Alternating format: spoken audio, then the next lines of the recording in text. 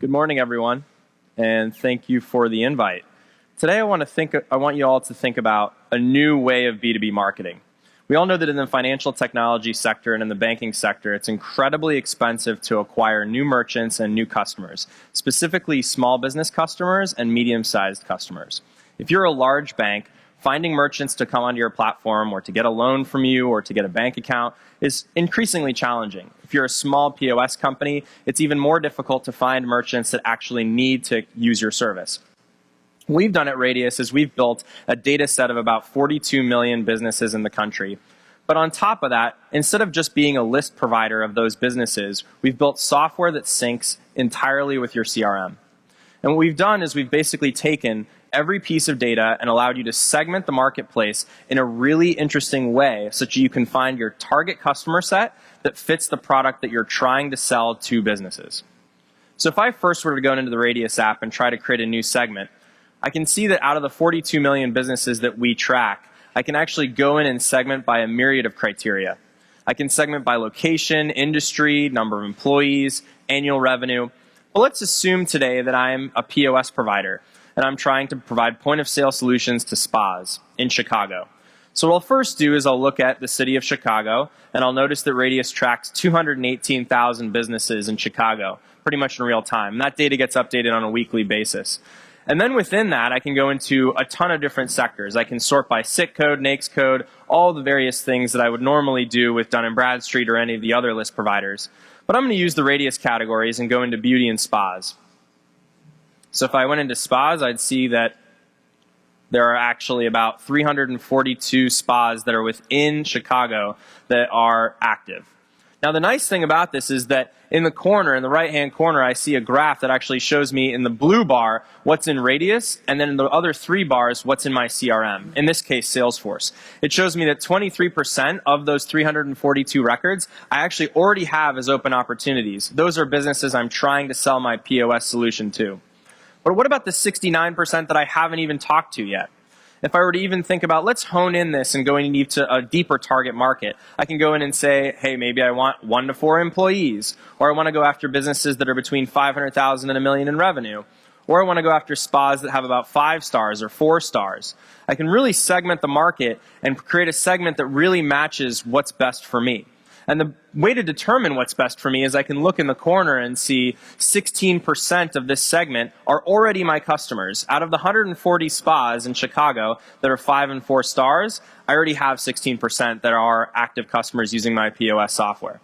Then, if I were to segment even deeper, I could go down and look at businesses that have a Facebook page, businesses that have a website, businesses that have a Twitter account. I can really get down to that specific segment to do targeted outbound marketing, targeted B2B marketing, which has never been possible before without an analytics team, without an internal team, to really look for the target market for my business.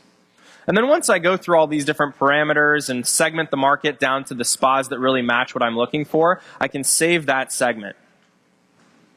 And if I were to save that segment, I would be able to track it over time. As my sales reps are performing, I can see whether they closed business, whether they lost business. I can create new segments over time and track those segments so that I'm no longer buying large volumes of lists of potential spas. I'm buying only the spas that actually I need, that I haven't bought before, and also spas that really are my target market.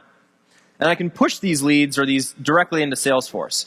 And when I push these leads to Salesforce, I not only am going to be passing the name of the owner of that spa and the address and the phone number and the email address, I'm also going to be enriching all of my existing leads with various data from the Radius Index.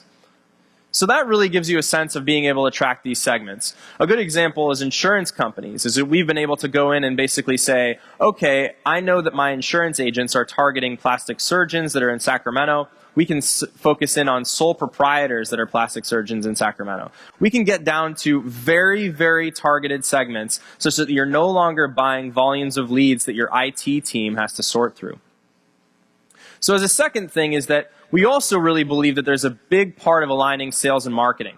So on the next tab, we actually look at what the salesperson would see inside of your CRM.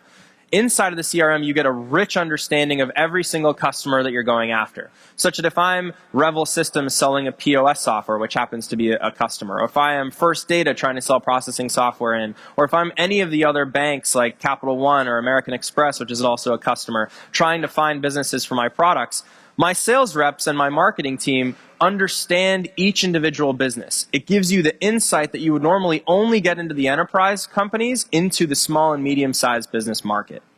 And this really allows you to have a more honed-in understanding of your potential customers, and such that your sales reps are not just smiling and dialing, they're really understanding potential customers, saving time, and looking at how they can close deals. So that's in a nutshell all the types of segmentation that we provide.